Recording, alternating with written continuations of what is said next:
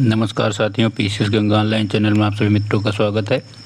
साथियों, आज हम लोग एनसीईआरटी क्लास 10 की पहले चैप्टर साइंस के पहले चैप्टर को कवर करेंगे। ठीक, आप लोग जल्दी से जल्दी वीडियो को सब्सक्राइब कर लीजिए और पीसीएस 2026 आरओ की नई वैकेंसी आने वाली है। लोक सेवा आयोग से आरओ हाई कोर्ट की वैकेंसी आ चुकी है, आपको पता है।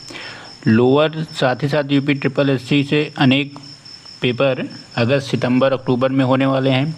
अगर आप बीपीएससी देने जा रहे हैं तो इन सभी परीक्षाओं के लिए बहुत ही महत्वपूर्ण वीडियो रोज़ 2 से 3 वीडियो आपको उपलब्ध कराए जा रहे हैं।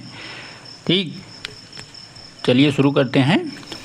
रासायनिक अभिक्रियाएं और रासायनिक समीकरण, क्लास 10 की एनसीईआरटी का पहला चैप्टर। ठीक, रासायनिक अभिक्रिया परिभाषा में जब 2 या 2 से अधिक पदार्थ परस्पर अभिक्रिया करके अपने मूल गुणों को खो देते हैं नए गुणों वाले। देखिए, रासायनिक अभिक्रिया में नए तत्व का निर्माण होगा।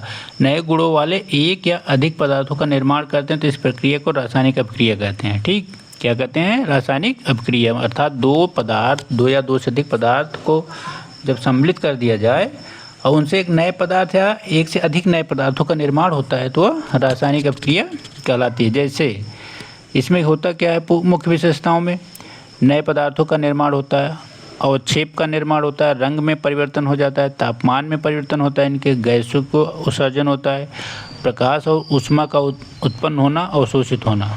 ठीक, अभिकारक वे पदार्थ हैं जो अभिक्रिया में भाग लेते हैं। रासायनिक अभिक्रिया में जो पदार्थ भाग लेंगे वो क्या कहे जाएंगे? अभिकारक। उत्पाद क्या होंगे? वे पदार्थ जो अभिक्रिया के पश्चात या बाद में प्राप्त होते हैं। मान लीजिए 2 पदार्थों को उपयोग में लाया गया तो ये अभिकारक हैं और एक नया पदार्थ बना तो ये उत्पाद है। ठीक, जैसे Mg+O2 MgO। ठीक, यहाँ Mg+O2 अभिकारक हैं और MgO क्या है? उत्पाद है। इन दोनों को निर्मित करके MgO का निर्माण किया गया। रासायनिक समीकरण, रासायनिक अभिक्रियाओं को प्रतीकों और सूत्रों के द्वारा जो व्यक्त करने की वैज्ञानिक विधि है रसायन विज्ञान के तहत, उसे रासायनिक समीकरण कहा जाता है। संतुलित रासायनिक समीकरण एक होता है जिस रासायनिक समीकरण में अभिकारकों और उत्पादों दोनों के प्रत्येक तत्व परमाणुओं की संख्या के समान होते हैं। याद रखिए, क्या होते हैं? परमाणुओं की संख्या के समान होते हैं, उसे संतुलित रासायनिक समीकरण कहा जाता है। ठीक, जब दोनों तत्वों के परमाणु की संख्या समान होगी तो वह संतुलित रासायनिक समीकरण कहे जाएंगे। इसका महत्व क्या है? द्रव्यमान संरक्षण के नियम का पालन करता है। संतुलित रासायनिक समीकरण द्रव्यमान संरक्षण के नियम का पालन करता है। वैज्ञानिक गणना में उपयोग किया जाता है। रासायनिक अभिक्रिया का सही और स्पष्ट प्रतिनिधित्व करता है। ठीक, क्या करता है? रासायनिक अभिक्रिया का सही और स्पष्ट प्रतिनिधित्व करता है। विस्थापन और रिडॉक्स। देखिए, विस्थापन अभिक्रिया क्या है? जब कोई अधिक क्रियाशील तत्व, ठीक, जब कोई अधिक क्रियाशील तत्व कम क्रियाशील तत्व को उसके यौगिक से बाहर निकाल देता है तथा स्वयं उसका स्थान ले लेता है तो उसे विस्थापन अभिक्रिया कहा जाता है। क्या कहा जाता है? विस्थापन अभिक्रिया। मान लीजिए कोई तत्व है, यह अधिक क्रियाशील है। ठीक, यह क्या है? अधिक क्रियाशील है और यह किसी कम क्रियाशील तत्व को यौगिक से बाहर निकाल दे और पूरा अपने आप को वहाँ तक विस्तारित कर ले, उसका स्थान ले ले, तो यह क्या कही जाएगी? विस्थापन अभिक्रिया। जैसे A+BC = AC। B को बाहर निकाल दीजिए, A और C को साथ में ले लीजिए, B को बाहर निकाल दीजिए। ठीक, तो A B से अधिक क्रियाशील है इसलिए B को बाहर कर दिया गया। विशेषताएं क्या होती हैं? एक तत्व दूसरे तत्व को उसके यौगिक से विस्थापित कर देता है। अधिक क्रियाशील तत्व ही यह कार्य करता है। अभिक्रिया क्रियाशीलता श्रेणी पर निर्भर करती है। यदि A और B से कम क्रियाशील हो तो अभिक्रिया नहीं होती है। ठीक, मुख्य उदाहरण जैसे देखेंगे Fe आयरन है, CuSO4 कॉपर सल्फेट है, तो अभिक्रिया होती है दोनों में। FeSO4 आयरन सल्फेट बन जाता है, तांबा को बाहर निकाल देते हैं इसमें से, ठीक। क्रिया करके तांबे को बाहर निकाल दिए, Cu को, ठीक, कॉपर को बाहर निकाल दिए। जैसे जिंक है, CuSO4 है, फिर यहाँ ZnSO4 बन गया जिंक सल्फेट, और फिर तांबा को बाहर निकाल दिया गया, ठीक। क्रियाशीलता के आधार पे जो तत्व हैं उनकी घटते क्रम होता है, उसको आपको तो कभी पूछा नहीं जाता है सिविल एग्ज़ाम में, लेकिन नीट या जेई के एग्ज़ाम में सब पूछा जाता है एकेडमिक एग्ज़ाम में, ठीक। जो लोग देखना चाहें उसको देख सकते हैं। द्विविस्थापन अपक्रिया क्या है? Double displacement reaction. जब दो यौगिकों के धनायन एवं ऋणायन आपस में स्थान बदल लेते हैं, दो यौगिकों के धनायन और ऋणायन आपस में स्थान बदल लेते हैं, दो नए यौगिक बनाते हैं, तो इसे द्विविस्थापन कहते हैं। जैसे समझिए AB है, CD है, A और D बन गया, B और C बन गया, ठीक। A और D नए तत्व बन गए और C भी नए तत्व बन गए। विशेषताएं: आयनों का परस्पर आदान प्रदान होता है, प्रायः विलयनों के बीच होती है, अक्सर अवक्षेप और जल या गैस बनाती हैं, ठीक। अवक्षेपण अपक्रिया। अवक्षेपण अपक्रिया में जिस अपक्रिया में अविलेय ठोस पदार्थ अवक्षेप का निर्माण होता है उसे अवक्षेपण अपक्रिया कहते हैं, ठीक। जैसे एक उदाहरण देखिए, सोडियम सल्फेट। ये देखिए सिविल में तो नहीं आता, लेकिन समझिए कभी इससे संबंधित कोई उदाहरण पूछ ले तो सोडियम सल्फेट और बेरियम क्लोराइड से अपक्रिया कराई जाती है, तो बेरियम सल्फेट अवक्षेप होता है, सोडियम क्लोराइड नया तत्व बनता है, ठीक। अपचयन उपचयन से क्वेश्चन बहुत आते हैं, रिडक्शन एंड ऑक्सीडेशन, कई बार सिविल में से प्रश्न पूछे गए हैं प्री में, ठीक। उपचयन में क्या होता है? किसी पदार्थ में निम्न में से एक परिवर्तन होने पर उपचयन कहलाता है। जैसे ऑक्सीजन का योग हो, हाइड्रोजन का ह्रास हो, मतलब हाइड्रोजन में कमी हो, ठीक। इलेक्ट्रॉनों का त्याग हो, इलेक्ट्रॉनों में भी कमी हो, ऑक्सीकरण की संख्या में वृद्धि हो, ऑक्सीकरण की संख्या में वृद्धि हो, तो यह उपचयन ऑक्सीडेशन कहलाता है। जैसे कॉपर है 2Cu, कॉपर है 2Cu प्लस O2, ऑक्सीजन उष्मा दी गई 2CuO बन गया, ठीक। कॉपर ऑक्साइड, कॉपर में ऑक्सीजन का योग हुआ, कॉपर में ऑक्सीजन का योग हुआ, अतः इसका उपचयन हुआ। अपचयन रिडक्शन में क्या होता है? जब किसी पदार्थ में निम्न में से कोई एक परिवर्तन होता है, जैसे ऑक्सीजन का ह्रास हो, यहाँ ऑक्सीजन में क्या हुआ? योग, धन हुआ, वृद्धि। यहाँ ऑक्सीजन में क्या हुआ? माइनस हुआ। यहाँ हाइड्रोजन में देखिए अंतर समझिए कि यही पूछता है, यहाँ हाइड्रोजन में माइनस हुआ, ह्रास हुआ, यहाँ हाइड्रोजन का योग हुआ, प्लस। यहाँ इलेक्ट्रॉनों का त्याग हुआ, यहाँ इलेक्ट्रॉन ग्रहण किए गए, प्लस, यहाँ माइनस। ऑक्सीकरण की संख्या में वृद्धि होती है, यहाँ ऑक्सीकरण की संख्या में कमी होती है। तो एक दूसरे के सभी क्रियाएं अपोजिट हैं इसकी, ठीक। अपचयन और उपचयन में, ठीक। यहाँ पे देखिए CuO है प्लस H2, उष्मा दी गई, Cu कॉपर बना, H2O जल बन गया, CuO से ऑक्सीजन का ह्रास हुआ और अपचयन की क्रिया संपन्न हुई। रिडॉक्स अपक्रिया क्या है? रिडॉक्स अपक्रिया जिस अपक्रिया में उपचयन तथा अपचयन दोनों एक साथ होती हैं उसे रिडॉक्स कहा जाता है अपक्रिया, ठीक। यही बात याद रखिएगा, अगर पूछ ले कि आपसे प्रश्न पूछे कि जिस अपक्रिया में उपचयन अपचयन की क्रिया एक साथ घटित होती है उसे कौन सी क्रिया कहा जाता है, 4 ऑप्शन बना दे, उसमें एक ऑप्शन आपको रिडॉक्स अपक्रिया भी दे दे, तो यही उत्तर होगा, ठीक। विस्थापन एक तत्व द्वारा विस्थापन होता है, द्विविस्थापन में आयनों का आदान प्रदान होता है, उपचयन में ऑक्सीकरण की प्रक्रिया होती है, अपचयन में अपचयन की प्रक्रिया होती है। रिडॉक्स दोनों अपक्रियाएं साथ साथ होती हैं, ठीक। अब रासायनिक अपक्रियाओं के प्रकार में देखेंगे तो एक संयोजक अपक्रिया होती है, एक ऊष्माक्षेपी। ऊष्माक्षेपी संयोजक दोनों प्रश्न पूछे गए हैं। संयोजन में क्या होता है? जब 2 या 2 से अधिक तत्व या यौगिक आपस में सहयोग करके केवल एक नया उत्पाद बनाते हैं, 2 या 2 से अधिक तत्व मिलकर एक नया उत्पाद बना देते हैं, तब ऐसी क्रिया को संयोजन अपक्रिया कहते हैं। इस प्रकार अपक्रिया में अभिकारकों की संख्या अधिक, उत्पाद की संख्या केवल 1 होती है। अभिकारक तो अनेक होंगे, अभिकारक जो भाग लेते हैं, लेकिन उत्पाद सिर्फ एक ही होगा, ठीक। समझिएगा, अभिकारक जो क्रिया में भाग लेने वाले तत्व हैं, लेकिन जब इनके भाग लेने के पश्चात नया तत्व बनेगा तो वह एक ही होगा। ठीक, अधिकांश संयोजक अभिक्रियाएं ऊष्मा उत्पन्न करती हैं, इसलिए इसमें सामान्यतः ऊष्मा छेपी अभिक्रिया भी माना जाता है।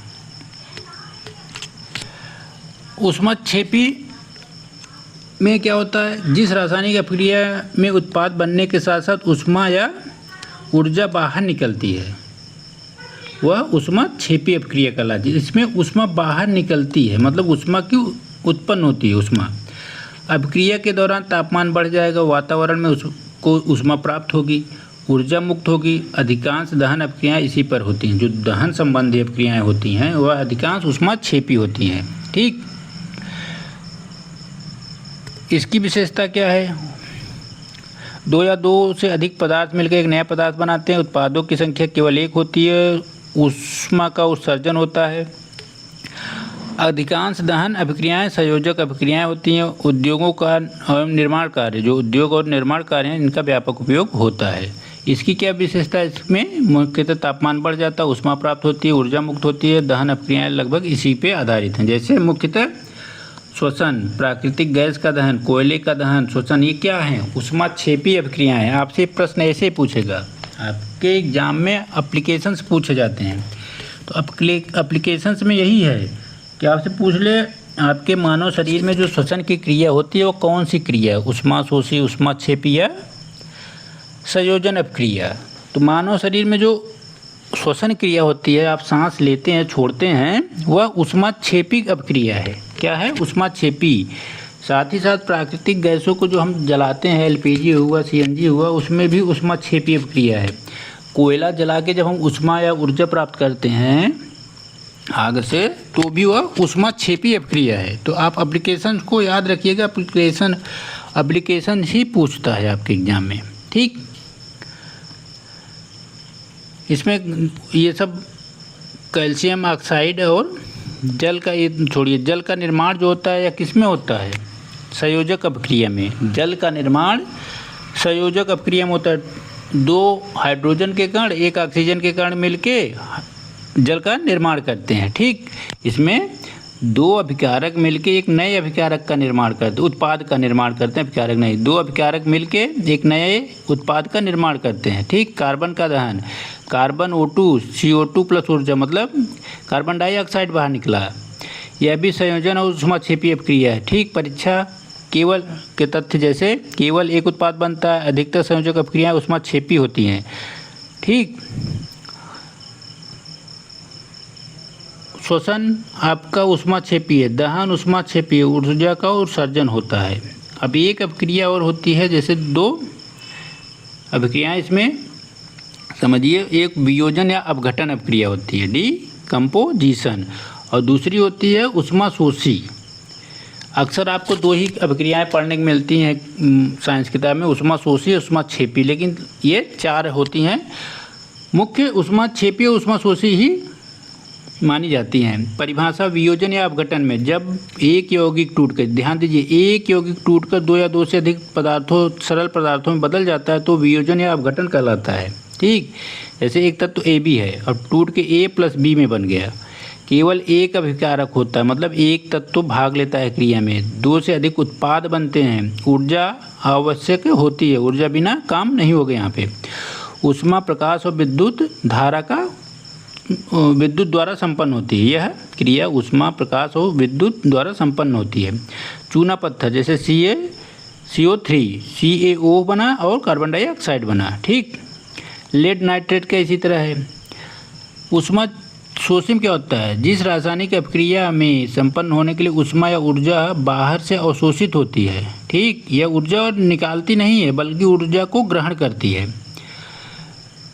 तापमान कम होगा, ऊष्मा बाहर से दी जाती है। ठीक, बिना ऊर्जा के अभिक्रिया नहीं होती। जल का वैद्युत अपघटन, ठीक, AgCl का प्रकाशीय अपघटन, ये सब क्या है, ऊष्मा शोषी। इसमें ऊष्मा ग्रहण करता हुआ और ऊष्मा छेपी ऊर्जा का, ऊष्मा का को बाहर निकालते हैं। ठीक,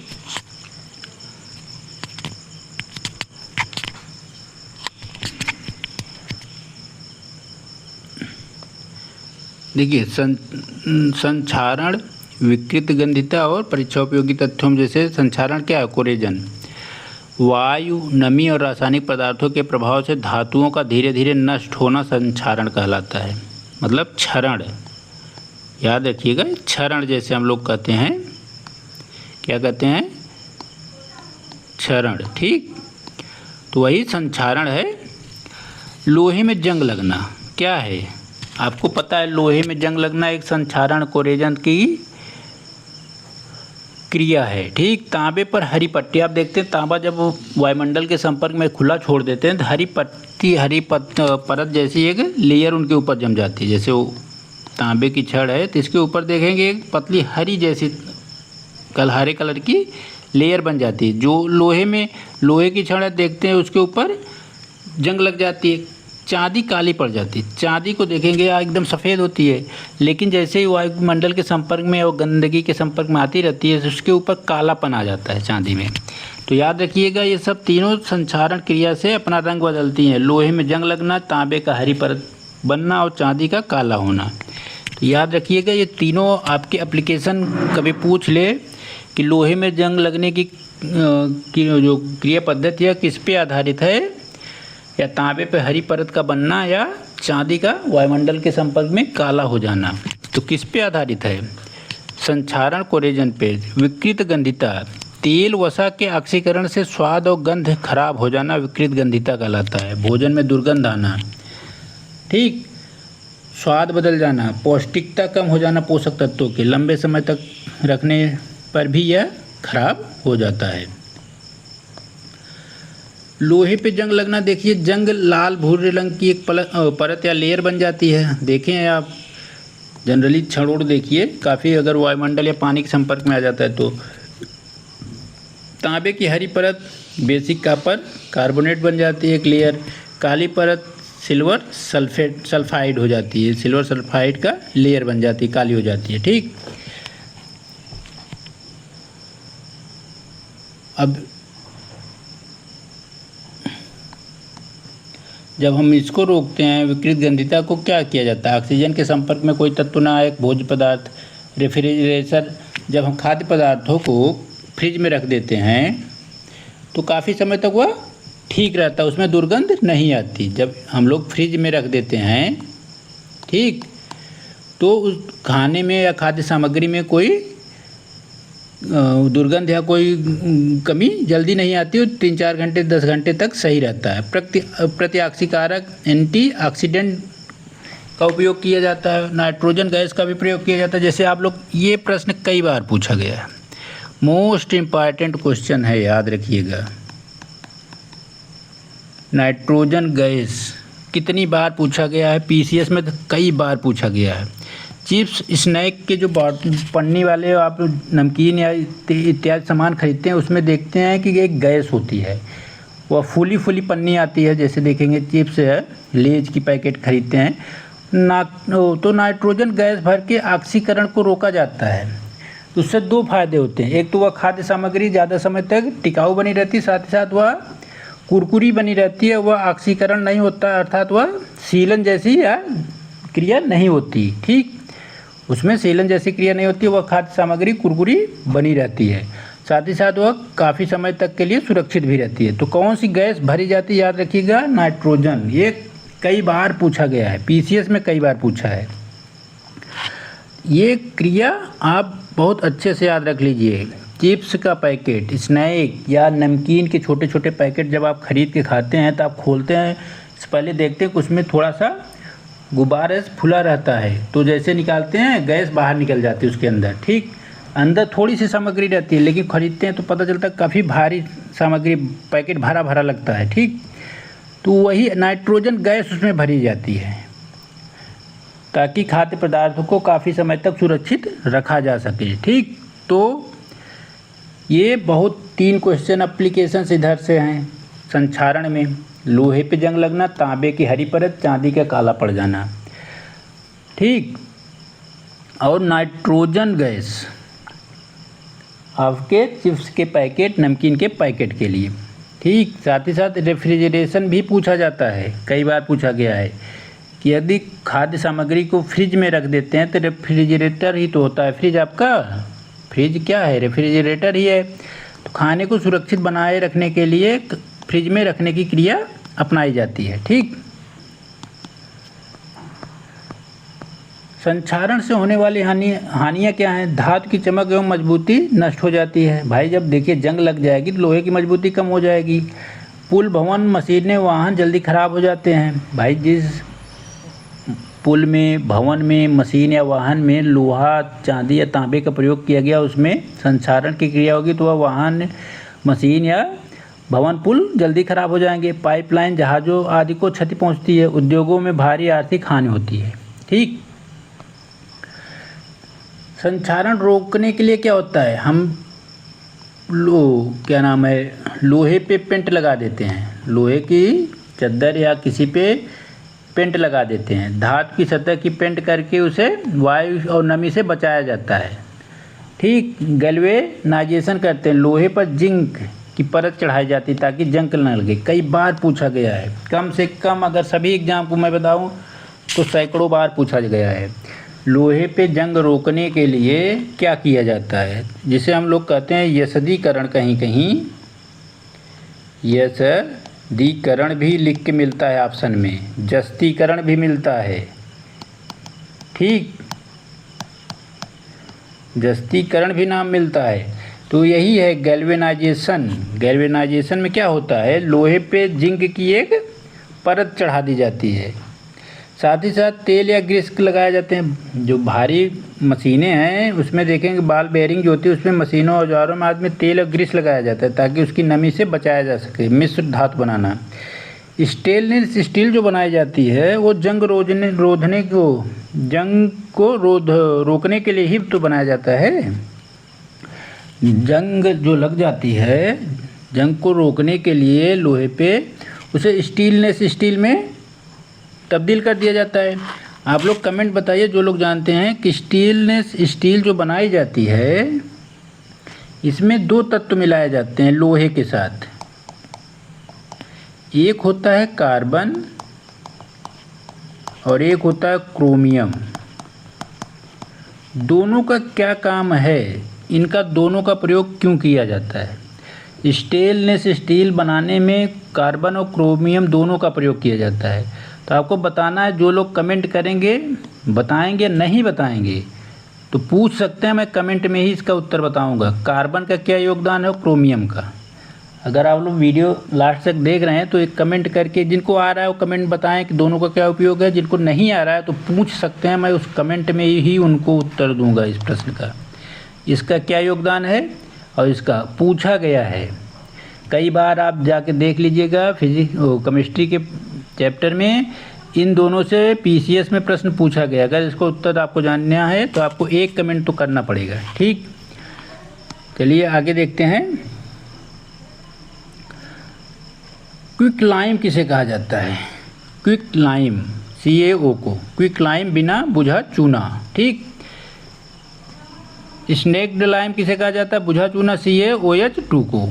लाइम स्टोन या मार्बल CO3 चूना पत्थर या संगमरमर। ठीक। चूना पत्थर या संगमरमर CaCO3 लाइम स्टोन या मार्बल।